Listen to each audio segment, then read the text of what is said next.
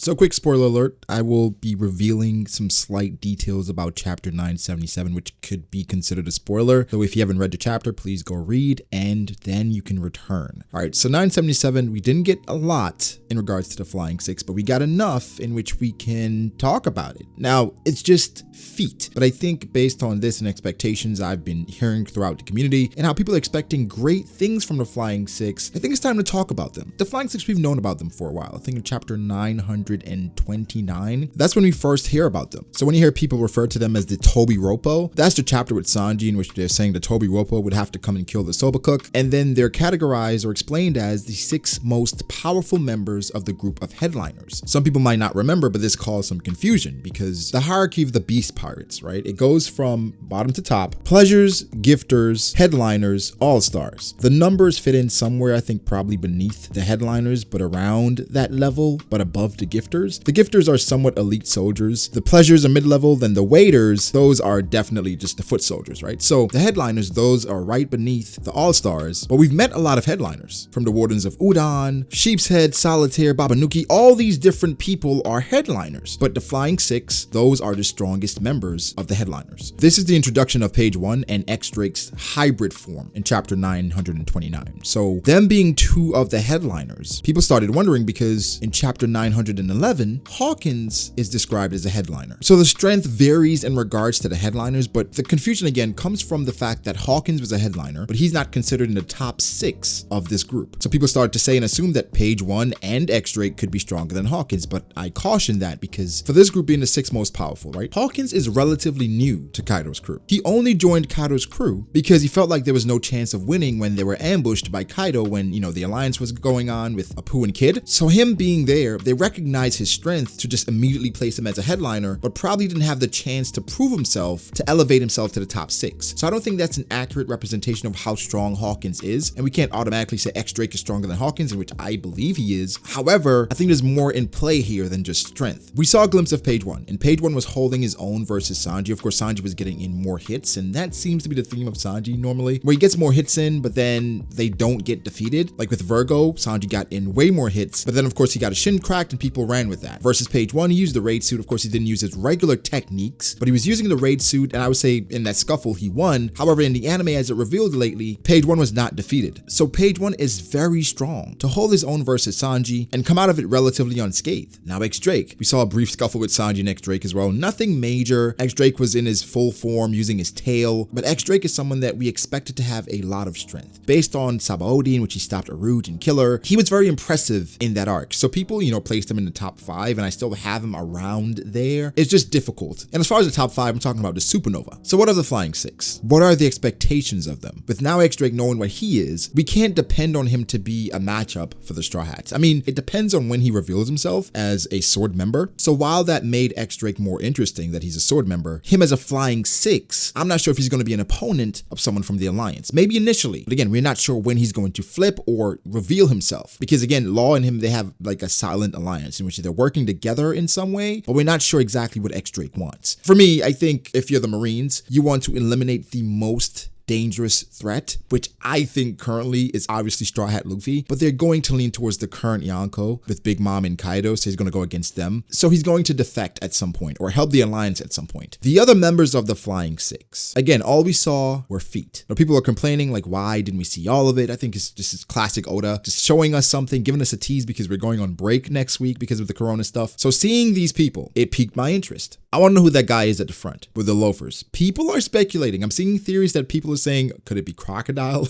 Could it be Jin from B.D.A? I don't think it's Jin. It would be cool as hell if it was Jin. And as far as power scaling, it makes sense because the best case scenario for these Flying Six members. You know what? Let's not talk about that yet. The leader of the Flying Six, we're presuming based on him and his appearance where he is, or his feet, right?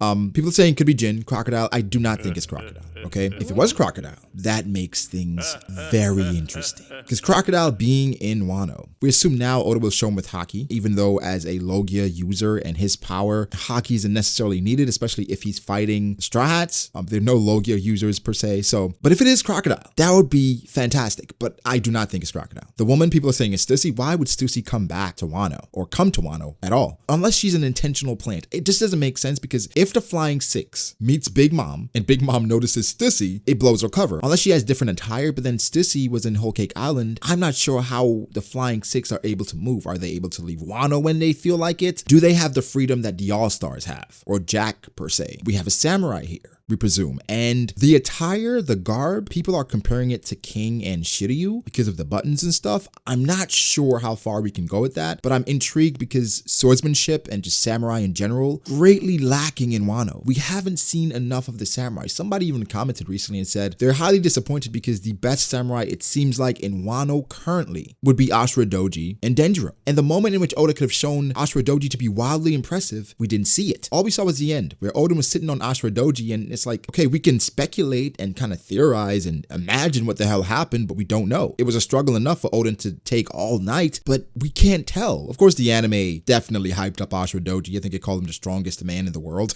right? And then he slashed Jack. Jack came back at him. So Ashura Doji, he's fairly powerful. He has been roaming around Wano for this long, over 20 years, and Kaido couldn't apprehend him. Of course, Kaido had been trying to recruit him as well, so that plays into it. However, the samurai has been wildly impressive. The running joke is that Akainu basically told Kizaru not to go because of Denjiro and Ashura Doji, which is, of course, not the case. There's some reputation there with Oden and Ryuma, so that's what Akainu was worried about. But when you go into Wano and what you see the samurai are, it's not that impressive. However, of course, we see Drake, and of course, Page 1 will be there, and somebody else. The highest expectation I have for the strongest member of the Flying Six, which could still be X-Drake, because X-Drake is relatively new to this group. X-Drake joined after the time skip, after capturing Caribou, so him being in the Flying Six, of course, is relative to his strength, but also could it be his devil fruit, where Kaido has an affinity or just a bias towards people that are Zoan users. Personally, I expect all six to be Zoan users. The guy right at the front, I'm speculating probably a mythical. A few of them could be mythical. However, the highest level I'm expecting for the strongest member is Jack, because again, these people are beneath the All-Stars. Looking at Big Mom's crew, a lot of people felt like Oven and Daifuku and those guys, they were relatively close to Snack's level, but nobody ever felt like Oven or Daifuku could be Cracker or Smoothie. Definitely not Katakuri. So while people are excited for the Flying Six because of how Oda set it up, which is,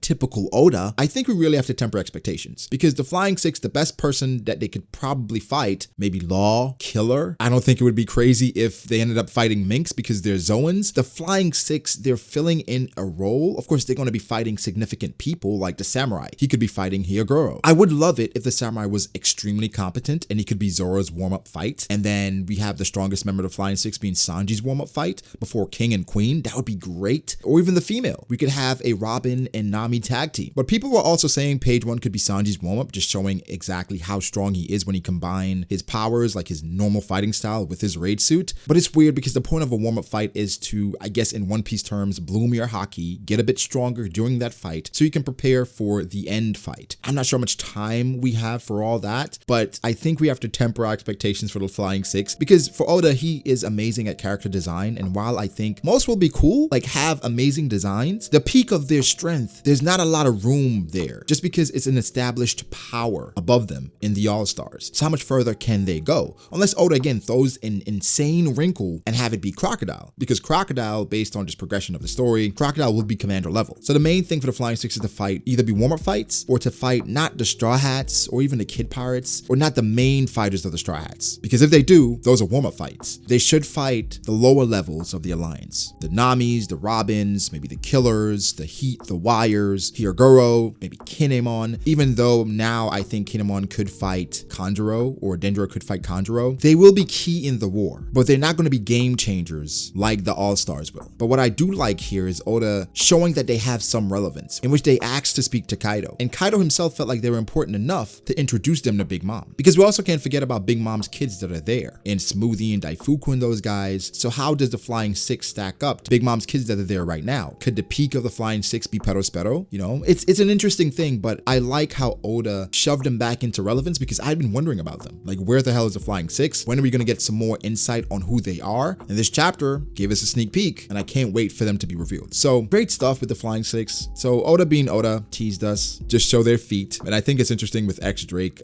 He's been at the center of a lot of feet debates in which the feet that were talking to Law and then it was confirmed it was his. So it's interesting, right? Oda's kind of carrying on that theme for X Drake. So give me your thoughts, guys. What are your expectations for the Flying Six? Who do you think they could fight? What purpose do they serve? And based on the feet, who are you most excited for? So again, give me your thoughts. Make sure to like the video and subscribe. Follow me on Twitter at BragoDAce. Follow me on Instagram at BragoD.Ace. Follow me on twitch.tv/BragoDAce if you're interested in gameplay. Thank you to my patrons. I appreciate you guys so much. One Piece reaction tonight. Like and subscribe. I'll catch you in the next one. Peace.